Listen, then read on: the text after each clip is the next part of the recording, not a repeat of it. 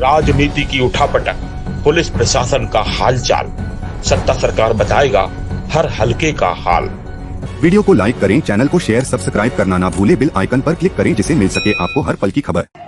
देश का सर्वाधिक एमएसएमई यूनिट रखता है।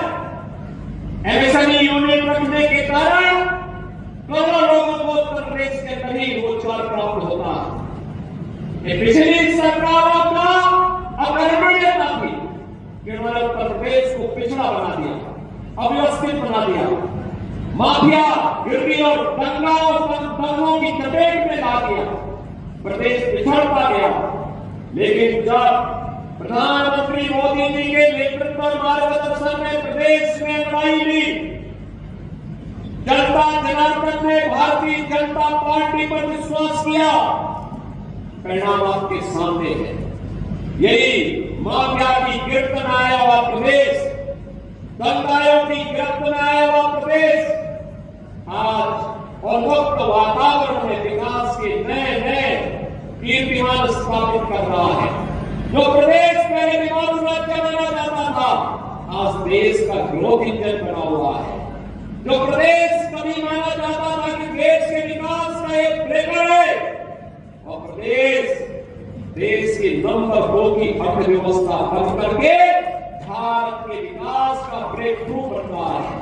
और इसीलिए आज मैं आपके पास आया हूं बहनों और भाइयों कि 96 लाख एमएसएमई यूनिट हमारे पास पहले से है। देश के अंदर सर्वाधिक एमएसएमई यूनिट यूपी रखता है। हमने इसको टेक्नोलॉजी के साथ जोड़ने का, हमने इसे डिजाइन के साथ और पैकेजिंग के साथ जोड़ने के कार्यक्रम को जोड़ा है। और आने वाले समय में इसे और नए रूप में आगे बढ़ाने का हम कार्य करने जा रहे हैं। ये सुरक्षा बीमा का कवर भी हमने इसीलिए दिया है कि हमारा उद्यमी अपने आप को विश्वास के साथ कह सके कि जिसका कोई नहीं, उसके साथ डबल इंजन की भाजपा की सरकार उसके साथ खड़ी है। डबल इंजन की सरकार बुंदेलखंड के विकास के लिए प्रतिबद्ध है। मुझे याद है 2017 में मुझे मुख्यमंत्री जब बनाया गया था, जब मैं पहली बार बुंदेलखंड आया था, हताशा थी, निराशा थी। माफिया और खनन माफिया की गिरफ्त में आया हुआ एक बुंदेलखंड अपने स्वयं के वजूद के लिए तड़प रहा था। उसके मन में एक तड़प तो थी, लेकिन क्या करे, उससे उभर नहीं पा रहा था। और मैंने तब कहा था कि डकैतों से भी मुक्त कराएंगे और माफिया से भी मुक्त कराएंगे बुंदेलखंड। तब मैंने कहा था बुंदेलखंड एक्सप्रेसवे बनेगा, डिफेंस कॉरिडोर बनेगा। और आपको मैं बधाई देता हूं, आपको बीडा के नाम पर बुंदेलखंड औद्योगिक विकास प्राधिकरण आपका बन रहा है। 56,000 एकड़ क्षेत्रफल में देश का एक सबसे बड़े औद्योगिक नगर के रूप में झांसी कानपुर के बीच में किसी के पास नहीं। बुंदेलखंड की ताकत का एहसास अब दुनिया करेगी। बहनों भाई, ऑफिस से ऊपर आने लग गए, अभी से ऊपर आने लग गए। हम बुंदेलखंड एक्सप्रेसवे का एक्सटेंशन करने जा रहे हैं।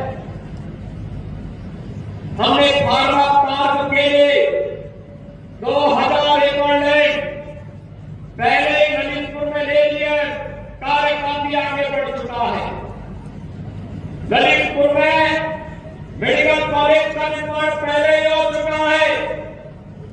और अब तो हम लोग झांसी में सार्वजनिक कार्यक्रमों को करने के लिए आने वाले समय में एक बेहतरीन कन्वेंशन सेंटर भी उपलब्ध करवाएंगे। यानी आने वाले समय में 2000 लोगों का कोई कार्यक्रम करना हो तो फिर जर्मन हैंगर लगाने की आवश्यकता नहीं पड़ेगी, टेंट लगाने की आवश्यकता नहीं पड़ेगी। कन्वेंशन सेंटर में ही एग्जीबिशन भी लग जाएगा और वहीं पे इस प्रकार के बड़े कार्यक्रम भी हो पाएंगे।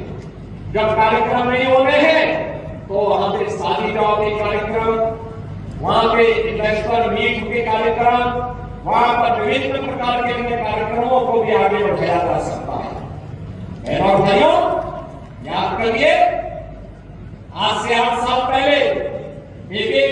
पानी के लिए तरसता था बुंदेलखंड, अब तो हर घर नल की योजना अपने अंतिम चरणों में चल रही है और शीघ्र बुंदेलखंड के हर घर में पेयजल की सुविधा को प्रदान करने वाले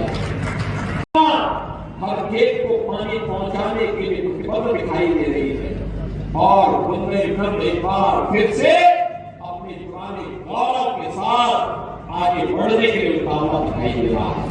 मैं तो आज आपके पास कहने के लिए आया कि मेरा भाइयों, जिस माफिया राज से, जिस दंगाइयों से इस प्रदेश को और बुंदेलखंड को मुक्त किया गया है, उसको फिर से बुंदेलखंड में पैर रखने की जगह मत देना। अन्यथा आने वाली पीढ़ी कोसेगी आप लोगों को। हम लोगों ने तो अपने स्तर पर प्रयास किया है, आपको भी इस प्रयास का हिस्सा बनना है और हिस्सा बन करके जहां कहीं कोई ऐसा माफिया खड़ा होने का दुस्साहस करता है, पुरजोर उसका प्रतिकार करने की आवश्यकता है। सरकार आपके साथ खड़ी होगी, आपके साथ खड़ी होगी। कोई भी अगर व्यक्ति ऐसे लोगों को जो गरीबों का शोषण करता है, गरीबों की, व्यापारियों की शोषण करता है, बेटियों की सुरक्षा में सेंध लगाता है और बुंदेलखंड में विकास में बाधक बनता है, उस बैरियर को हटाने की जिम्मेदारी हमारी, हम लोग आपके साथ खड़े। युवाओं के जीवन के साथ जो खिलवाड़ करेगा उसको उसकी कीमत चुकानी पड़ेगी। अन्नदाता किसानों के भाग्य को बदलने के लिए सरकार के द्वारा जो उठाए गए कदम है, आपने देखा होगा कल हमारी सरकार ने गेहूं का एमएसपी घोषित किया है।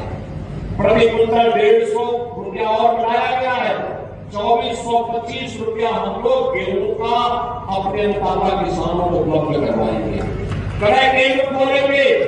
आने वाले समय में सरकार ने व्यवस्था की है, हर मंडी में हम लोग माता सबरी के नाम पर एक सस्ती कैंटीन अन्नदाता किसान के लिए उपलब्ध करवाएंगे, जहां उसको चाय मिल सके, सस्ते में भोजन मिल सके, वहां पे बैठने की व्यवस्था दे सके। हम लोग पहले चरण में 7 माता अहिल्याबाई के नाम पर कामकाजी महिलाओं के छात्रावास का निर्माण करने जा रहे हैं। उनके सुरक्षित छात्रावास जहां वे रह सके, उनके लिए व्यवस्था देने जा रहे हैं। सरकार ने तय किया है, हमने पिछली बार प्रदेश के अंदर जो लोग शासन की योजनाओं से वंचित थे, मुसर, मारू, कोट, चेरो, सहरिया, इन सभी जातियों को योजनाओं के लाभ से जोड़ने के बड़े कार्यक्रम को हम लोगों ने अपने साथ किया था। 100% से जुड़े करने के कार्यक्रम को अपने हाथों में लिया था और इस बार सरकार ने बजट में प्रावधान किया है, जीरो पॉवर्टी के लक्ष्य को प्राप्त करने के लिए जो गरीब अभी तक किसी योजना से वंचित है, उस गरीब को उस योजना के साथ जोड़ करके उसके जीवन को आगे बढ़ाने का काम करेंगे। जिसको मकान नहीं मिल पाया उसको मकान देंगे, जिसे अब तक किसी योजना का लाभ नहीं मिल पाया है उसे इस योजना के साथ जोड़ने का काम करेंगे।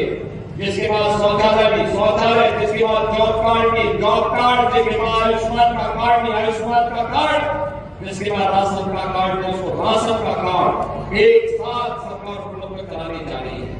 बहनों भाइयों, ये सरकार लोक कल्याण के लिए, प्रदेश के विकास के लिए प्रतिबद्ध है और उसी प्रतिबद्धता को दोहराने के लिए आज मैं आपके पास यहां पर आया हूं।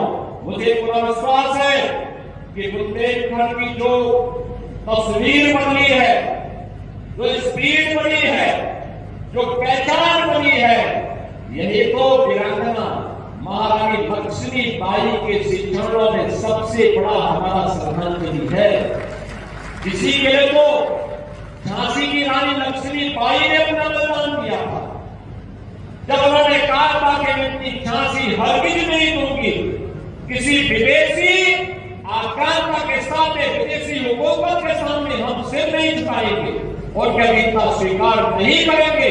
हम लड़ेंगे और अंतिम दम तक में लड़ती रही झांसी की अस्मिता के लिए, स्वाभिमान के लिए, और अपने स्वाभिमान के साथ साथ सम्मान बढ़ाने के लिए सरकार इन योजनाओं को आपके पास लेकर के आई है। मैं आज के इस अवसर पर 1070 बुंदेलखंड के सभी नौजवानों को जो नए उद्यमी के रूप में आगे बढ़ेंगे, इन्हें बधाई देता हूं। बुंदेलखंड वासियों को होली की शुभकामनाएं देता हूं और विश्वास करता हूं कि आप सब मिलकर के बुंदेलखंड को उद्यम प्रदेश के रूप में, उद्यम क्षेत्र के रूप में विकसित करने में अपना योगदान देंगे। आप सबके प्रति मेरी शुभकामनाएं। धन्यवाद। जय हिंद।